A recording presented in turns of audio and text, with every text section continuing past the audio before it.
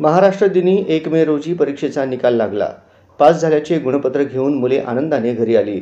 त्यातच उन्हाळी सुट्टी असल्याने तळपत्या उन्हात मित्रांसोबत पोहण्यास चिरेबंदी दगडी बांधकाम असलेल्या जुन्या विहिरीत उड्या ठोकल्या. सर्वजण पोहू लागले आणि काही काळाच्या आतच विहिरीच्या एका बाजूची भिंत कोसळली. तेव्हा भिंतीच्या बाजूला पोहणारे 2 मुले दगड माती अंगावर पडल्याने दबली गेली, तर दुसऱ्या बाजूला पोहणाऱ्या 3घांचा जीव वाचला. हसत खेळत असलेल्या गरीब कुटुंबातील 14 व 15 वर्षाच्या 2 शाळकरी मुलांचा दुर्दैवी मृत्यू झाला. दक्षिण सोलापूर तालुक्यातील बोरामणी गावात गुरुवारी दुपारी 12:30 वाजता घडलेल्या या घटनेने सारा गाव हळहळला. तहसीलदार किरण जमदाडे व तालुका पोलीस ठाण्याचे अधिकारी यांनी अग्निशामक दल, आपत्ती व्यवस्थापन यंत्रणा व ग्रामस्थांच्या मदतीने शोधकार्य सुरू केले.